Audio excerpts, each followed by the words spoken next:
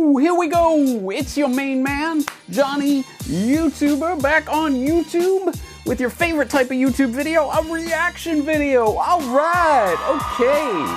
So, you know what to do. Smash that thumbs up, destroy that like button, hit that subscribe with all your might, do some other action verb to that bell thing you gotta ring these days, and whatever doodads and knickknacks and googads you gotta click and buzz in order to make things happen in the algorithm. Whatever, you know what to do. Better than I do. Alright, Johnny YouTuber, and we're gonna watch my favorite YouTube channel today. It's gonna be one hell of a reaction video, so I hope you're all buckled in. Yeah, we're gonna watch the Tesla channel on YouTube, because apparently that's a thing that exists, and I watch it all the time. And guess what? There was some kind of big live stream the other day. Our main man, our homeboy, Elon Musk, Occupy Mars. Yeah, we're going to Mars, man. With Elon is taking us there. It's gonna be so great. Apparently, he has just unveiled a new robot. A robot! Can you believe it? What is he gonna do next? This is mind-blowing stuff. Probably has sharks with lasers coming out of their eyes on its head, and it can probably do spinning, cartwheeling, 720 backflips, and whatever, skateboarding. It can do anything, I'm sure. It's Elon Musk. It's gonna be awesome. So, I'm prepared. I got my GMO heavily processed, overly salted popcorn from a bag, and my sugary cola from a plastic container, because you know me, I love science, and more importantly, I love Elon. Smash that like button if you like him too. All right, let's watch this. This is gonna be great, man. So let's see. With that, you guys want to say anything? Hey guys, I'm Elon. I work on Autopilot and the Tesla bot. And I'm Lizzie, a mechanical engineer on the project as well. Okay. Oh, you can tell how good this is going to be because of how awkward it is. Before we do that, we have one little bonus tip for the day. This is actually the first time we try this robot without any backup support, cranes, mechanical mechanisms, no cables, nothing. Yeah. I want to do it with you guys tonight, but it's the first time, so let's see. You ready? Let's go. Oh my god, oh my god, oh my god, here it comes. Here it comes.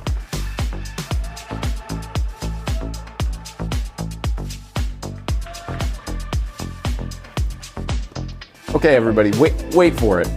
Wait for it. It's gonna do something incredible now. Watch, watch, watch.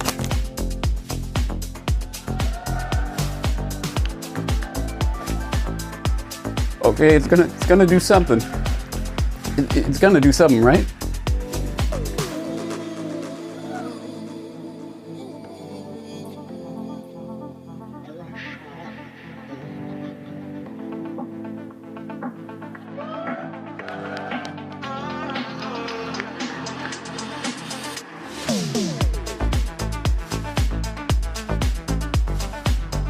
I think the bot got some moves too.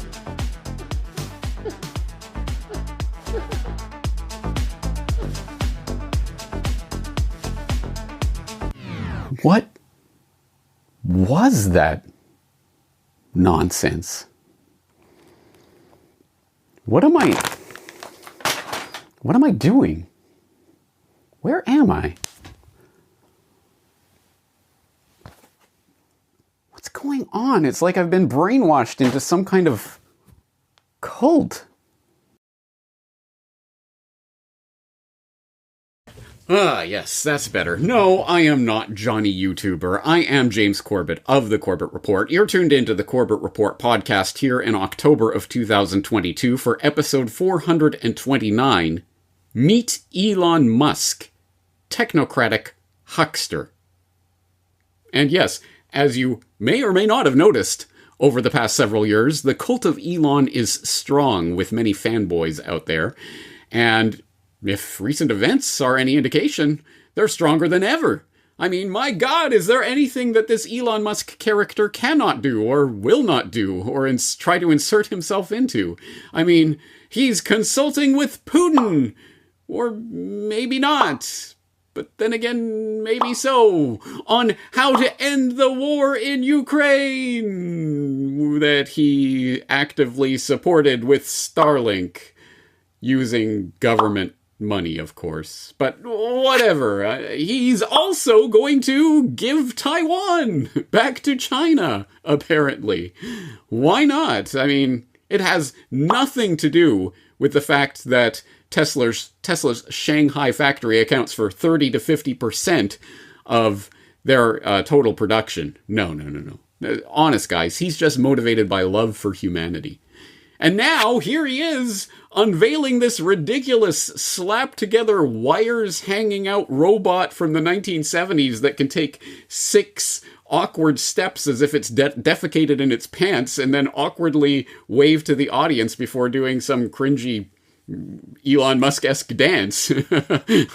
I guess the robot learnt from the master on that one, huh? And meanwhile, the Boston Dynamics robots are running over balance beams and doing backflips in shame at the fact that they are only capable of doing parkour.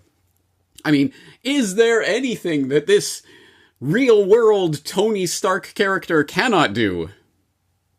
I jest, of course, but I do not jest about the fact that the cult of Elon is strong. I mean, hey, he's gonna save Twitter! Again. As if that's something that we need or should want in the first place. Yay, that controlled outlet. Centralized communication, guys, that's where it's at. It's absolutely amazing the things that people can get themselves to be on board with, because Elon Musk is promoting it. And if you think the Tony Stark reference is just because, he appeared in Iron Man 2. I mean, hey, look at that. Isn't that funny? You got Tony Stark and Elon Musk appearing together. But wait, do you know that, in fact, this isn't art imitating life? This is life imitating art imitating life that was imitating art. Because, did you know Robert Downey Jr., one of his original templates for the Tony Stark character was, of course, Elon Musk. As he prepared to begin filming Iron Man in early 2007, the director Jon Favreau rented out a complex in Los Angeles that once belonged to Hughes Aircraft, the aerospace and defense contractor started about 80 years earlier by Howard Hughes. The facility had a series of interlocking hangars and served as a production office for the movie. It also supplied Robert Downey Jr., who was to play Iron Man, and his human creator Tony Stark, with a splash of inspiration. Downey heard some rumblings about a Hughes-like figure named Elon Musk, who had constructed his own modern-day industrial complex about 10 miles away. Instead of visualizing how life might have been for Hughes, Downey could perhaps get a taste of the real thing. He set off in March 2007 for SpaceX's headquarters in El Segundo and wound up receiving a personal tour from Musk. "My mind is not easily blown, but this place and this guy were amazing," Downey said. When he returned to the Iron Man production office, Downey asked that Favreau be sure to place a Tesla Roadster in Tony Stark's workshop. On a superficial level, this would symbolize that Stark was so cool and connected that he could get a Roadster before it even went on sale. On a deeper level, the car was to be placed as the nearest object to Stark's desk so that it formed something of a bond between the actor, the character, and Musk. "After meeting Elon and making him real to me, I felt like having his presence in the workshop," Downey said. They became contemporaries. Elon was someone Tony probably hung out with and partied with, or more likely, they went on some weird jungle trek together to drink concoctions with the shamans. After Iron Man came out, Favreau began talking up Musk's role as the inspiration for Downey's interpretation of Tony Stark. It was a stretch on many levels. Musk is not exactly the type of guy who downs scotch in the back of a Humvee while part of a military convoy in Afghanistan. But the press lapped up the comparison, and Musk started to become more of a public figure. People who sort of knew him as that PayPal guy began to think of him as the rich, eccentric businessman behind SpaceX and Tesla. Yes, Earth to Elon Musk fanboys. No, your desire to see Elon Musk as this cool, jet-setting, billionaire, tech guru guy who's going to save us and bring us this cool future, just like Tony Stark, is not some original idea that just spontaneously appeared in your mind and you noticed the parallels and then they picked up on that and, hey, we'll put Elon Musk in part 2, right? No. This was, from the beginning, part of a media creation, a creation of a character for the public. And here's the template for him. It wasn't art imitating life. It was life imitating art, or more accurately, imitating propaganda that was being constructed. And why was Hollywood so eager to be on board with Elon Musk? Way back then in 2007, 2008, back in the early days. How about even earlier? Because yes, just like you could look at a completely artificially media constructed character like Greta Thunberg, who just so happened that on the very same day, the very first day of this climate strike by this absolute nobody, some Swedish schoolgirl in the middle of nowhere who just all by herself just spontaneously decided to go on a climate strike, literally by herself outside of her school, on that very day, who shows up but an ex-financial PR executive with a freelance photographer to snap pictures and make videos about her, post her to Facebook and YouTube, get tens, ultimately hundreds of thousands of views, and generate viral interest in this Swedish schoolgirl that who the hell knew she was on strike? Well, apparently this PR executive did, and lo and behold, she goes on to become the Ig Nobel War Prize nominated Time Führer of the Year winning climate activist extraordinaire. Wow, it's almost like the media concocted that out of whole cloth. Hey, here's a convenient tool, a prop to use in this artificially constructed media narrative of ours. And wouldn't you know it, of all of the people making all sorts of crazy millions back in the 1990s during the dot-com boom, when everyone and their pet, or is that pets.com, was making crazy amounts of money in Silicon Valley, who was the one that the CNN cameras decided, we'll pick this guy to follow around and do some bizarre, contextless, why the hell are they showing this? This clearly is not news, puff piece about, other than, at the time, a relative nobody, Elon Musk. Hi, Elon Musk speaking. I expect to receive a car that I've just bought, which is called the McLaren F1. There are 62 McLarens in the world, and I will own one of them. It's $1 million for a car. It's decadent. Back in '95, there weren't very many people on the internet, and certainly nobody was making any money at all. Most people thought the internet was going to be a fad. Wow, I can't believe it's actually here. It's pretty wild, man. This is definitely very cool. I like it a lot. Congratulations. Just 3 years ago, I was showering at the Y and sleeping on the office floor. And now, obviously I've got a $1 million car and quite a few creature comforts. It's just a moment in my life. All clear. My values may have changed, but I'm not consciously aware of my values having changed. My fear is that we become spoiled brats. That we lose a sense of appreciation and perspective. It's the perfect car for Silicon Valley, it really is. There it is, gentlemen, the fastest car in the world.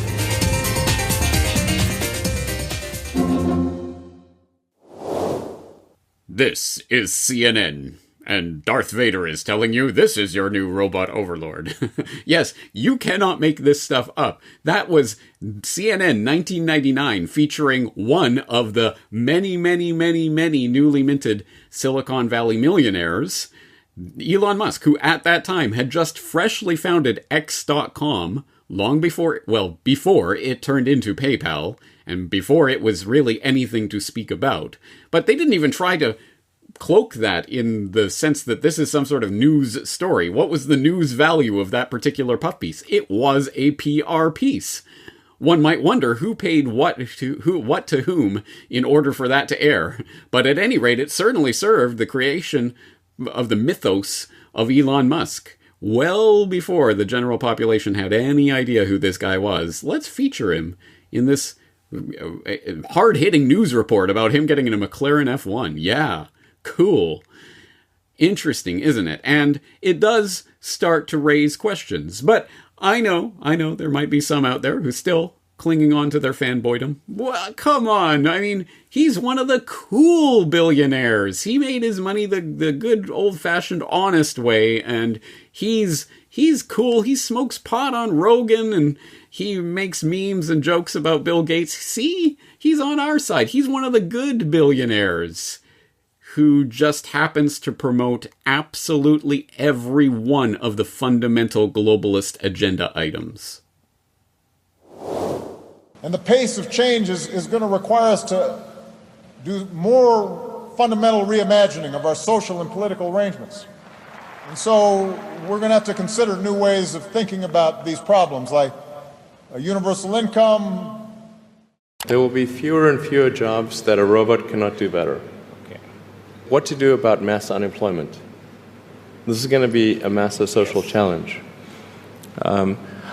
And I think ultimately we will have to have some kind of universal basic income. Aujourd'hui, au bout de ça, on parle de puces qu'on pourra s'implanter. Ce sera quand ça? Certainement dans les 10 années à venir. Et d'abord, on va les implanter dans nos vêtements, c'est-à-dire wearables, comme on le dit. Et après, on pourrait s'imaginer qu'on les implante dans nos cerveaux ou dans nos topos. Et à la fin, peut-être il y a une communication directe entre notre cerveau et le monde digital. We've simplified this to simply something that is about the size of a large coin. And it goes in your skull, replaces a piece of skull, and the wires then connect within a few centimeters or about an inch away from the device. I mean, frankly, to sort of simplify this, what we're, I mean, it's more complicated than this, but it's, in a lot of ways, it's kind of like a Fitbit in your skull with tiny wires. So I guess one question is, how essential is, at a governmental level, a carbon tax or something that prices carbon to create the right incentives? Yeah, it's absolutely a carbon tax. If it's politically adoptable, if that can practically happen, a carbon tax at quite a high level that, has some resemblance to the green premiums for these products, so it'd have to be like $100 to $200 a ton, that sends out the clear market signal. So we need to go from having an untaxed negative externality, which is effectively a hidden carbon subsidy of enormous size, $5.3 trillion a year, according to the IMF, every year. We need to move away from this and have a carbon tax. So what can you do? I would say whenever you have the opportunity, talk to your politicians, ask them to enact a carbon tax. We have to fix the unpriced externality. I would talk to your friends about it and fight the propaganda from the carbon industry. Elon met with biotech company CureVac, one of Tesla's business partners, who are currently working on a COVID-19 vaccine candidate that is being funded by Bill Gates. Tesla is working with CureVac in an effort to build a new kind of vaccine printer that can manufacture molecules. The new vaccine is being developed using Tesla's RNA printing technology, a new biotech advancement that Tesla and CureVac actually began working on last year. Oh, now, look, I'm perfectly well aware that people who are on the side of Elon Musk will argue that these clips are cherry-picked or that, well, he didn't really mean that. And there are many pieces of information that they could cite which seem to suggest that perhaps Elon Musk really is one of the good billionaires. He really is on our side, people. For example, in 2020, he came out as a freedom advocate. Give people their freedom back, he tweeted in response to a Wall Street Journal editorial on do lockdowns save many lives? In most places, the data say no. Give people their freedom back, he said. And he upped and moved from California to Texas, moved his business and his base of operations there in support of more freedom, relatively more freedom in another state, right? And he's been right about other issues. As I'm sure my audience is well aware, PayPal backtracks on finding users for misinformation, calls it an error, ha ha ha.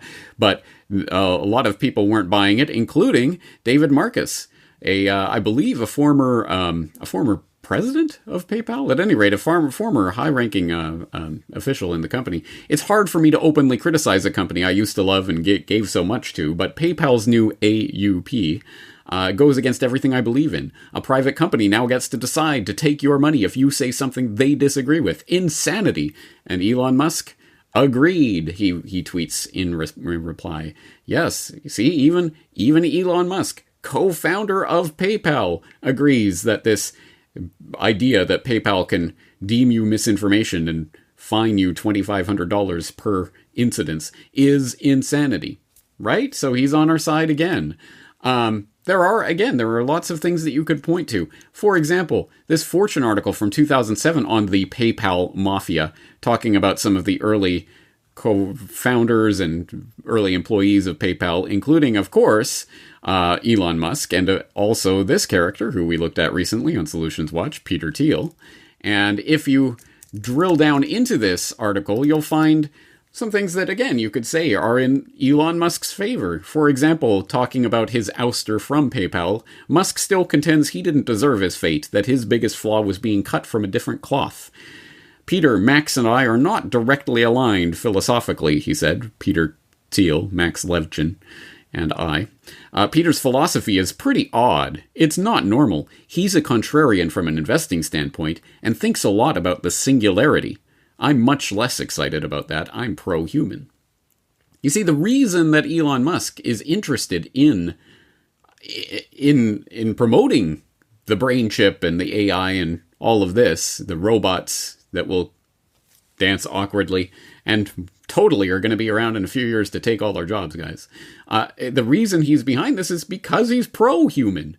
Don't you get it? If we don't take the brain chip upgrades, we're going to be just mere biological life that the AI will eliminate. So in order to prevent ourselves from becoming pets for the rising robots, we have to take the upgrade. So he's talked about this, and AI being a fundamental threat to the human species. If you assume any rate of advancement in AI will be left behind, he stated. We would be so far below them in intelligence that we would be like a pet, like a house cat. And that is one of the stated reasons that he has given for being interested in pursuing projects like Neuralink, the Fitbit for your brain, where he's planning to brain chip people in order to get them on board with the overall AI takeover of the planet. But don't worry, guys. They'll keep us around. We'll be like pets for these AI. But again, you could point to these things and some of the things that he says on the surface that he's not wrong about. Heck, he's even talking about overpopulation, and that, indeed, overpopulation is the myth. In fact, it's underpopulation, and we have to worry about the underpopulation crisis, as you might have heard, James Corbett and many other people in alternative and independent media talking about for years, if not decades. But hey, good to see a billionaire is saying these things too, and you know what? He's not wrong. But it does raise an interesting question when we talk about Peter Thiel's philosophy versus Elon Musk's philosophy. What is Elon Musk's philosophy? I think we need to start to drill down on that, come to a better understanding of that if we do want to understand where Elon Musk is really coming from and what is he really promoting and why does he seem to be on board with all of these globalist agendas. Maybe we should start looking into the character and background of this person. And as Solutions Watch viewers will know by now, of course, you can do so by going to a number of different sites. Well, for example, as we talked about on Solutions Watch recently, you could You could go to Wikipedia and you could find all of the boring sort of biography 101 sort of stuff that you'd find in any rundown of Elon Musk. He's a business magnate and investor. He's the founder, CEO, and chief engineer of SpaceX, an angel investor, and proud product architect of Tesla Inc., founder of the Boring Company, blah, blah, blah. Born and grew up in Pretoria, South Africa, immigrated to Canada, went to Queen's University and then University of Pennsylvania, Stanford University, attended for 2 days, founded Zip2, da-da-da-da-da. Okay, boilerplate biography, but as we talked about in Solutions Watch, obviously this is just for skimming the surface of the mainstream of the mainstream. This is what you are allowed to know about the Elon Musk character, and there are many, many references that you could point to and that you could click on if you are so inclined, but we could go deeper than that, right? Of course. It's the Corbett Report. We will go deeper. So let's go to Wikispooks, which of course does have an Elon Musk page with some interesting additional details that you probably won't find there at Wikipedia, that is. Elon Reeve Musk is a billionaire U.S. businessman. Musk is mostly known for his two biggest companies, Tesla and SpaceX. He accumulated most of his wealth through government subsidies. Ding, ding, ding. Musk is a member of a very influential group of friends of the Stanford University or University of Illinois at Urbana-Champaign named the PayPal Mafia, as he was involved in the early start of PayPal. SpaceX was founded with the help of Mike Griffin, who worked for CIA's venture capital arm and was later appointed as NASA administrator by George W. Bush. Bloomberg reported that he became a young global leader of the World Economic Forum in 2008. And there's a link, a citation. You need to find out more about it? Well, there it is, and it's even way backed for you, so you don't even have to give Bloomberg any of your traffic. You just click on the link, and you've got the way back archive of the aforesaid Bloomberg article, which will tell you all about Elon Musk becoming a young global leader back in 2008. So, again, there's a lot of information that we could dig up on this particular character in this particular drama. But maybe there's even more. I mean, again, if we're looking at what is his underlying ethos, what's his philosophy, where does he come from on various issues? Well, we might start to look, for example, at the things that he puts on in plain sight, like Elon Musk's jacket at the Met Gala, which reads Novus Ordo Seclorum, which, let me check. Oh yeah, New World Order, right? Okay. Yeah, seems about right. First, he was against COVID-19 vaccinations. Then he says that he is vaccinated for COVID-19, and he encourages people to get vaccinated. Elon Musk's wealth increased by tens of billions of dollars during the COVID lockdown. Again, like many of the other billionaires out there, he profited from it. Here's about his stance in Ukraine, so talking about the SpaceX satellite funding of the Starlink venture, which I mentioned before, and which, as always, all of the information that we're talking about today will be cited in the show notes at corbettreport.com/Musk, M-U-S-K. But going on from there, talking about his Twitter moves and a critical look at Elon Musk. So definitely some good information in here in the Wikispooks article. But let's go even further. So obviously I have some information on Elon Musk in the Corbett Report archives. So if you type in Musk into the search engine, you're going to find an awful lot, because I have talked about him a lot. At the very least, I've mentioned him in many different articles and things. So in fact, there might be a little too much. Let's search specifically for Elon Musk. And right here, right off the top, this is the article that we'll be looking through today, because I think it contains a lot of information on this character and where he comes from. I start off by noting a tweet that he made, a couple of tweets actually, back in 2019, where I start saying, imagine being the real-life Tony Stark, a billionaire, jet-setting tech whiz playboy who's developing the multi-billion-dollar rockets that will not only privatize space travel, but help get humanity to Mars. And imagine you announce the whole thing on Twitter with a big splashy Occupy Mars picture of the red planet, only to be told that you posted a picture of the moon by mistake. A red-hued blood moon, to be sure, but the moon nonetheless. How embarrassing. Luckily, the cool billionaire tech guru who's selling electric cars and building underground hyperloops and rescuing Thai children from caves and selling not a flamethrowers to raise some money on the side took it exactly how you'd expect he would, by tweeting a couple of laugh-crying emojis and a hearty, "Moon too." What class. But then again, would you expect anything less from the man whom Wernher von Braun predicted would be the future leader of Mars? Of course not. And for people who really don't understand how the internet works, these blue words are hyperlinks, and you could click that and you would find more information about Wernher von Braun talking about the Elon of the coming Martian government. Anyway, interesting little rabbit hole there, but more to the point, what many may have missed in the back and forth about the Moon-Mars gaffe, however, is another tweet Elon Musk made about the scheme. Granted, this one is not quite so exciting to the general reader. Accelerating Starship development to build the Martian technocracy. The Martian technocracy. What is this? More whimsy from everybody's favorite mega-rich tech geek? Sadly, no. In fact, what Musk's supporters might not know is that he has a very real family connection to the actual historical Technocracy Inc. movement/political party, which might help explain Musk's outlook, his rise to prominence, and some of his wackier, not to mention creepier, ideas on the eventual merging of humans and machines. So getting down into the meat and potatoes of the article, as it were, for the 3 or 4 people out there who've never heard of Elon Musk before, the bullet points. Born in Pretoria, South Africa in 1971 to Errol and May Musk, née Haldeman. A computer whiz kid who taught himself programming at the age of 10, moved to Canada in 89 and the US in 92 to study economics and physics at the University of Pennsylvania, went to Stanford to earn a PhD in energy physics but dropped out after 2 days, started Zip2, a software company at the dawn of the dot-com boom in 95, and sold it to Compaq in 99, personally pocketing $22 million on the deal, at which time the CNN cameras show up at his door to watch the delivery of his McLaren. This guy's going places.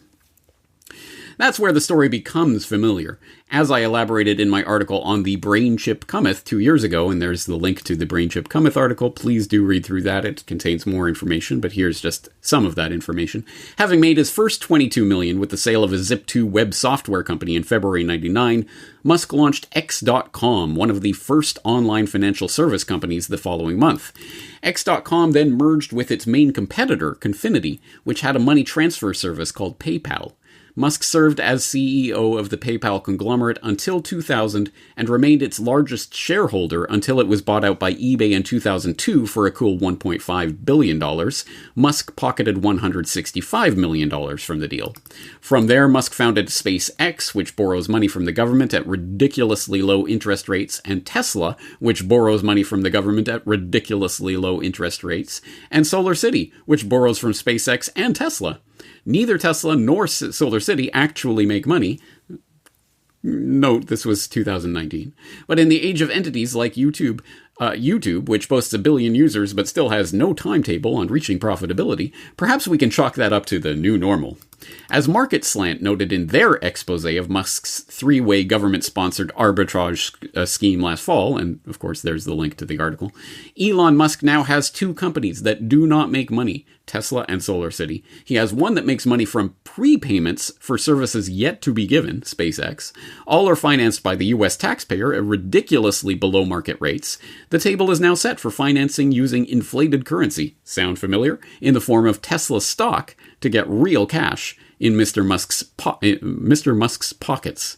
Sounds like some sort of children's story or something. Anyway, put a little mental asterisk next to that, using Tesla stock to get real, actual money in Musk's pockets, because that does actually play a part later. But anyway, more recently, Musk has become known for his, shall we say, eccentricities, like when he called British diver Vernon Unsworth, who helped in the Thai cave rescue of 2018, and who dismissed Musk's ham-handed attempts to help in the rescue as a PR stunt, a pedo guy.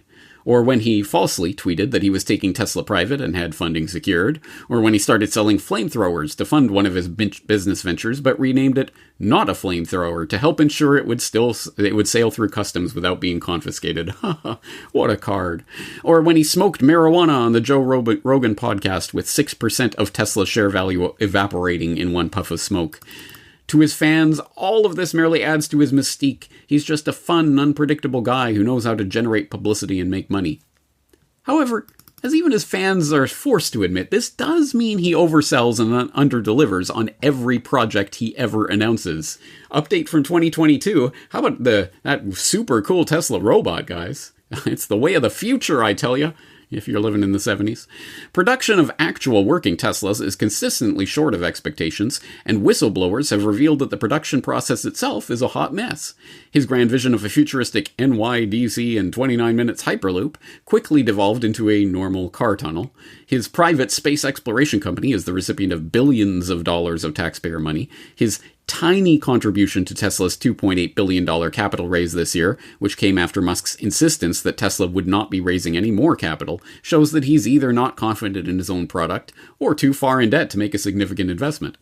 But to his supporters, these failures are just signs that Musk's genius is constantly pushing him beyond the boundaries of current technology. His detractors have a simpler explanation. He's a con man. But if he were only a con man, that would be one thing. The problem is, he's much worse than that. As I also noted in my BrainChip article, Musk is like Beelzebub, popping up every time the worlds of government funding, military research, and Bilderberg technocrats collide. When our good friends at DARPA hold a robotic challenge, Musk is there.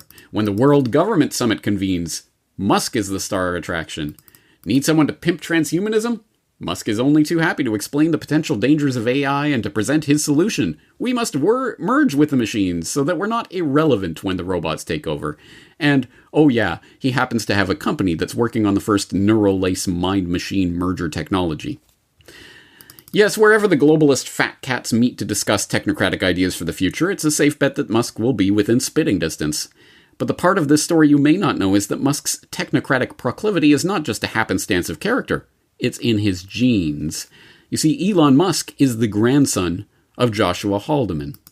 Never heard of Joshua Haldeman? He may not be remembered today, but he was a notable figure in his day. An American by birth, Haldeman moved to southwest Saskatchewan in 1996 at the age of 4. During his eventful time in the Canadian prairies, Haldeman helped found the province's first chiropractic association. He waged a public health campaign against Coca-Cola, and depending on whether you trust the Canadian Chiropractic Association or the Financial Times, and of course there's links to both of these claims, he was either the research director or the party leader, or potentially both, of the Canadian branch of the Technocracy Party. As I've discussed on the Corbett Report many times now, technocracy was a social movement /philosophy /political ideology seeking to construct a system of scientific control over society.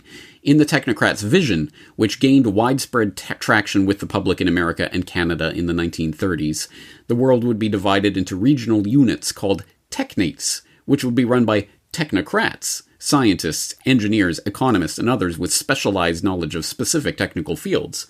According to this ideology, economic and thus societal and even geopolitical turmoil could be eliminated if the technocrats were given control of the economy and all its aspects, from manufacturing to retailing to the currency itself. And then I go on to talk about why big oil conquered the world, and of course the founding of technocracy, people like Howard Scott, and the original technocratic idea. Before I go on to conclude, the Canadian branch of the Technocratic Party, meanwhile, gained enough attention to be banned in Canada, where it was feared this subversive organization of revolutionaries were conspiring to overthrow the government.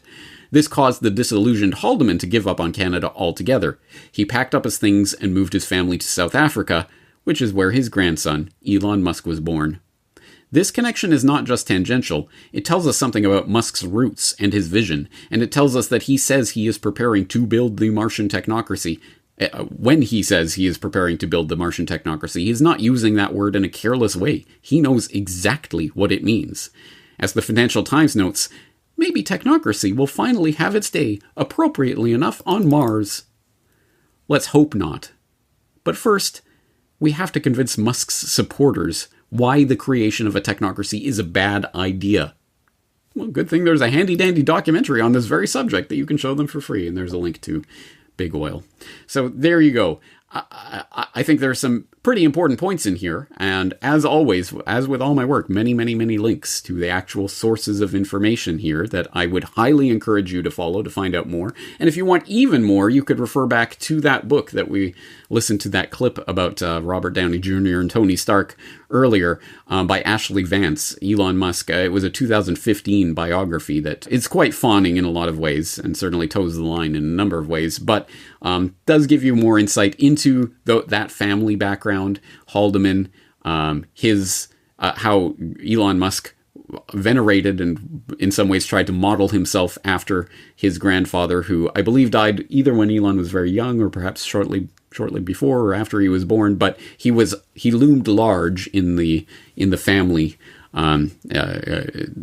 mythos. They talked about Joshua Haldeman a lot, and his exploits and adventures moving the family around. So I think this is not some sort of tangential grasping at straws connection. No, literally, Elon Musk is part of a family that was literally part of the actual card-carrying, not just a member, but the leader of a technocracy party in Canada. That's a pretty big thing, don't you think? I think that is. And so when he says, all hail the Martian technocracy, we're advancing towards Martian technocracy, he knows exactly what he is saying there, and he knows the historical implications of that. So again, we can point to the nice things that he has said or done in the past. Elon Musk says civilization will crumble if we don't have more kids. Well, again, that's a point that I have expressed before.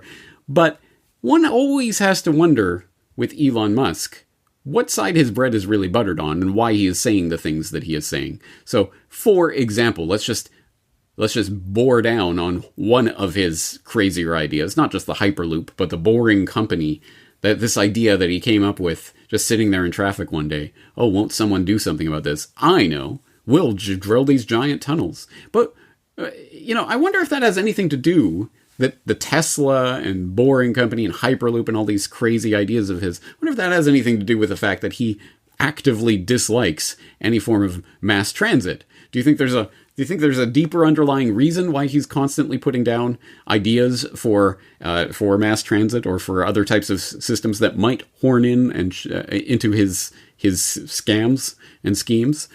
So this has been noted before. Elon Musk reveals his awkward dislike of mass transit, all of which casts a curious light on the fact that last week Musk revealed he's no great fan of mass transit. The whole sharing space with other humans thing, it's kind of icky. There's this premise that good things must be somehow painful, he said on stage at a Tesla event on the sidelines of the Neural Information Processing Systems Conference in Long Beach, California. Maybe that might be a topic of greater scrutiny, that would bear some greater scrutiny. In response to an audience question about his take on public transit and urban sprawl, I think public transport is painful. It sucks. Why do you want to get on something with a lot of other people? That doesn't leave where you want it. That doesn't leave where you want it to leave. Doesn't start where you want it to start. Doesn't end where you want it to end. And it doesn't go all the time. It's a pain in the ass, he continued. That's why everyone doesn't like it. And there's like a bunch of random strangers, one of whom might be a serial killer. Okay, great. And so that's why people like individualized transport. That goes where you want, when you want. All right. I wonder if there's any sort of financial motivation going on here, and that can be further explored in an article that got some notoriety at the time, some attention. Elon Musk is convinced he's the future. We need to look beyond him, which I think just as a general sentiment is probably quite true. But it does note, for example, he has a history of floating false solutions to the drawbacks of our over-reliance on cars that stifle efforts to give people other options. The Boring Company was supposed to solve traffic, not to be the Las Vegas amusement ride it is now.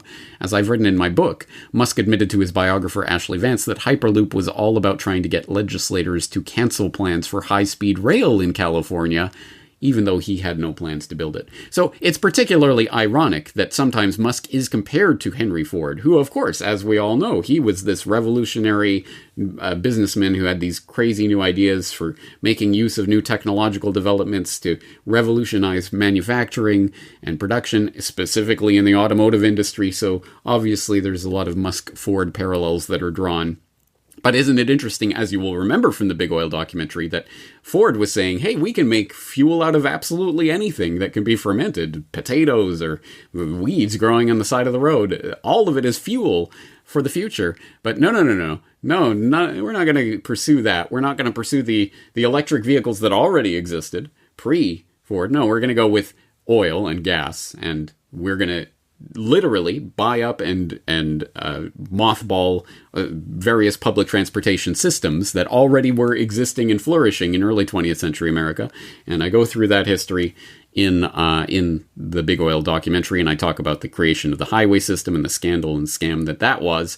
And here is the Henry Ford of our time, right? Trying to scrap things like high-speed rail and potential actual advancements in actual real physical infrastructure, which would at least be something, because obviously it cuts into his bottom line as a car huckster. This is explored in greater detail at Jalopnik. Did Musk propose Hyperloop to stop California high-speed rail?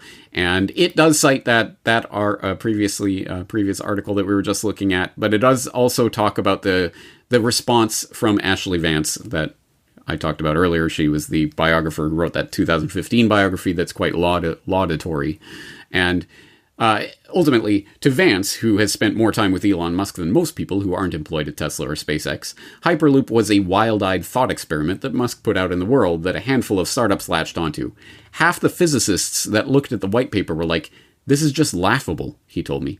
He kind of just threw this idea over the wall and was like, "You guys go make of it what you will." Is it on him, or is it on some of these public officials for taking it seriously? If I'm a public official and you tell me you've got a better, faster, cheaper option for high-speed rail, I'm inclined to believe you, I replied. Is the culpability with the person selling the idea or the person buying it? Elon was never really selling the Hyperloop after the announcement, Vance said. The tunnel stuff, I think, is much more questionable. I still don't understand how the Boring Company digs tunnels faster or better than anybody else. Unlike SpaceX, Tesla, it's not clear to me that there's any major innovation in the tunneling. I just don't understand what the breakthrough is on that one. Well, join the club. Again, what on earth is the point of that? Other than, of course, to misdirect the public and get them involved in yet another years-long swindle that eventuates in nothing, but certainly, ka-ching, ka-ching, watch the government dollars flowing into projects like these. So, it's a great grift if you can manage it, but there's a problem with this type of grift, is that, yes, Elon Musk, go look it up, he's the richest man in the world. According to the richest man in the world lists that you can find in various places, believe them as far as you can throw them, because they do not list the generational wealth of the Rothschilds and the Royals and other families whose names we do not know, because they do not want to be known. But at any rate, the outward-facing, here's what we can see on the books, richest man in the world, Elon Musk. But he is tech's cash-poor billionaire, according to the Wall Street Journal. And when this article was written, way back when, in 2020, he was only worth $39 billion on paper. Well, now it's $240 billion. But anyway, who's counting? But the electric car maker who announced he's selling his house and most of his worldly possessions needs a wad of money to exercise his latest payout.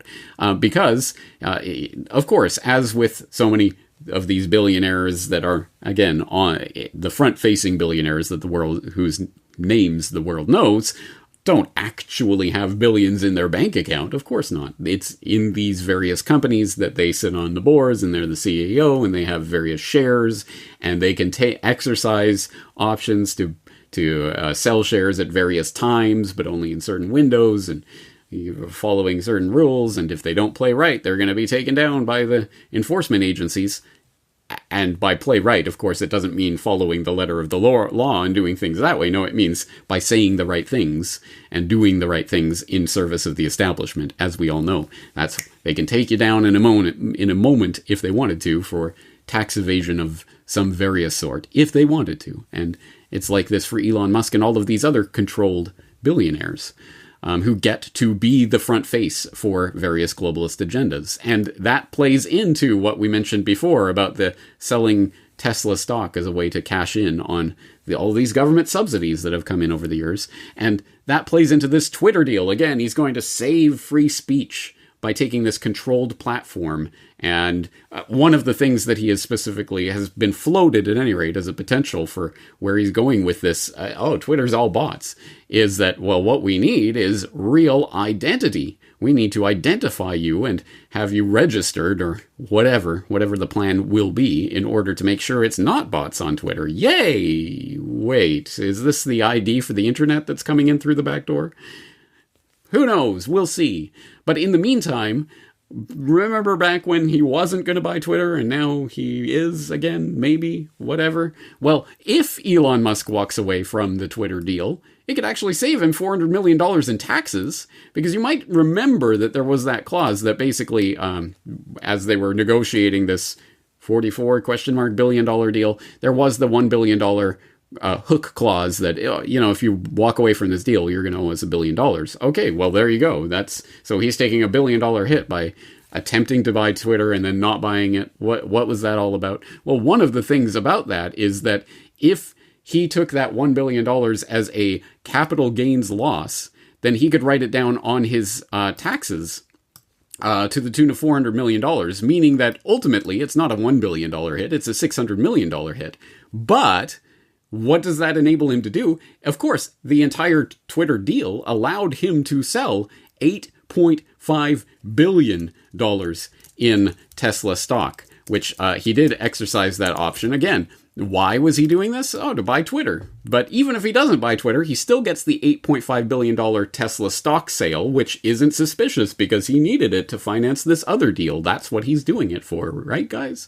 It puts actual liquidity in his pocket, and he takes the $1 billion hit, but then he gets $400 million tax rebate. So really, it's $600 million hit. So he ends up with $7.9 billion of Tesla stock that he would not have been able to liquidate quite so easily if it weren't for this type of deal. So this is the way that these types of deals and mergers and acquisitions and all of this type of high finance stuff rolls. There are layers upon layers of financial trickery going on. This is just one window into the public side of it. Not that I think this is fundamentally what any of this is about. Again, you can look at the Hyperloop scam and the Boring Company scam and the I'm gonna buy Twitter scam and all of these other scams, and you could see the monetary side of it. And that means something, but I don't think it fundamentally gets to what this is really about, does it? Again, we've seen this before, actually, with regards to Bill Gates. Of course, the philanthrocapitalism that some, even in relatively mainstream spheres, started to call out, even before the scamdemic, but even into the scamdemic, calling out the Bill and Melinda Gates Foundation as essentially a business that was drumming up business for the businesses that the Bill and Melinda Gates are invested in, and suddenly their foundation is supporting these particular types of industries and these particular types of ideas in order to essentially bring money in. And yeah, of course, Elon Musk is involved in similar things as well. But it's beyond that. It gets to something much darker. And here's one window into that. For example, Futurism.com just recently had this article up. Battle erupts over alleged grisly photos of brain-hacked Neuralink monkeys. And I don't know if you guys were following this story at the time. I was, when this started to come out last year, that, those cool brain-chipped monkeys that they used in that demo video that I played in the previous Corbett Report episode, where they're playing ping pong or pong on the computer screen with their mind. Wow, it's so cool. This will be the brain-chipped future, guys. Well, it turns out, actually, no. A lot of those monkeys died. Almost all of them showed signs of severe distress. It's a horrible, grisly, gruesome experiment. And yeah, trigger warning for people who really do get very queasy about animal cruelty.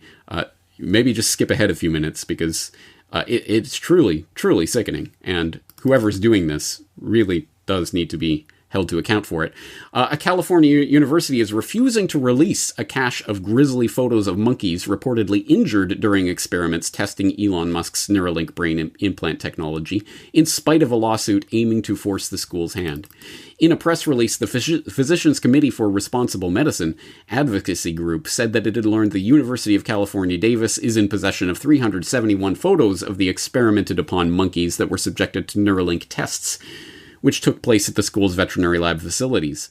Earlier this year, Neuralink admitted that a fifth of the 23 rhesus macaque monkeys it used to test its brain-hacking implants had been euthanized after developing infections and malfunctions. Malfunctions, think about that. Bolstering PCRM's credibility, that admission came in the wake of its complaint, a complaint it filed against Neuralink. Now, PCRM says it learned that UC Davis is in possession of the hundreds of photos depicting, among other things, necropsies of animals killed in the experiments after filing a lawsuit against the school in February over its shielding of the photos, which the university argues are proprietary. It's our property, guys. You can't see it. UC Davis thinks the public is too stupid to know what they're looking at, but it's clear the university is simply trying to hide from taxpayers the fact that it partnered with Elon Musk to conduct experiments in which animals suffered and died. And I'll throw in a link to other articles about this that go into more detail. Absolutely. There's significant animal cruelty that's going on here. But even beyond that, I think, again, it goes deeper because, again, what is the ultimate end goal of this? It is not to get an army of brain-chipped monkeys. It is to get to an army of brain-chipped humans. They're going to start to try to normalize this in humans. Come hell or high water, they are continuing along with this. And Elon Musk is there being the cool billionaire public face for this agenda. And, some people might die, infections, malfunctions, if you want to make some AI, you got to break some eggs, right? And that's what's going to happen. But perhaps even beyond that, personally, at a personal level, because there are many, I would say, most of these billionaire cretins are in service of the globalist agenda one way or another. They get put in positions where they are able to do what they do and get heavily subsidized by the government and helped along in 18 ways from Sunday that no average businessman would ever be able to get the type of help that Elon Musk got along the way in order to put him in the position where he's in. But, of course, why? Why is all of this support coming from him? Because this is the convenient front for a much deeper and darker agenda. And I find very few people actually starting to call that out and really identifying what that agenda is. But there are some out there. For example, as I hope Corbett Report listeners are aware, Jason Burmis has been doing some very important deep dives on Elon Musk and Starlink and SpaceX and the military connections there, as well as ultimately the transhuman narrative that is driving all of this towards the transhuman nightmare. Because although he's warning about it on one hand, he's also telling us to take the brain chips so that we can be better pets for the coming AI, I guess. Don't think about it, guys. We're living in a simulation. Technology will save you. It's always just around the corner. Here's a robot that's going to dance like this for a little while, and you guys will love it. But as I say, there are many billionaires who are similarly oriented and are doing this, promoting this transhumanist agenda and other aspects of the globalist agenda, and are being helped along in order to do so. What I think I find particularly galling about Elon Musk is that I understand where a lot of his fanboys are coming from. Why people are excited about him. Finally, here's someone on the public stage who has these big, grand ideas and is tapping into what I think is one of the most fundamental impulses of the human species. That inventor, explorer, we're going to go and find new frontiers, we're going to conquer them, we're going to develop new ideas and technologies, we're going to continue to expand and continue to develop. Yes, that is the human spirit in a nutshell. That is what has driven humans for countless generations to get to the point where we're at, and even further if it weren't for the parasitic elite at the top who are trying to steward over us and control us with their brain chips and their transhuman nightmare and the agenda at play, which is exactly what Elon Musk is doing. He's taking that energy, which is such an important part of the human spirit, and directing it directly into the globalist plans. Carbon taxes and brain chips and universal basic enslavement and everything else you can think of. That, to me, is what is particularly galling about the Elon Musk huckster. But there are many hucksters that can and should be called out, I suppose, and, well, there's plenty of more Corbett Report podcasts to be made, so don't worry, other billionaires, I'm sure you'll get your turn. Having said that, as I say, there's a lot of information that we've gone through today, so in order to process that information and come to a better understanding of it, I will, as always, exhort you to go to the actual documents that I am citing and to explore them for yourself. Maybe you'll come to a completely different understanding of Elon Musk than I do. Great, fine, but just start exploring. And one place to start that exploration would be corbettreport.com/Musk, M-U-S-K, and type that into your browser and you will go directly to this podcast where you can find the show notes with all of the documents cited in today's episode. And you will also find the comments, of course, where Corbett Report members are invited to log in and to leave more crumbs on this cookie crumb trail. That momentarily escaped my mind for a second. Of finding out more information and seeing what rabbit holes this leads down. I'm sure there is plenty more that can and should be said, but this is a good start, isn't it? Having said that, I think we're going to leave this exploration here for today. I am your host, James Corbett of CorbettReport.com, and I'm looking forward to talking to you again in the very near future.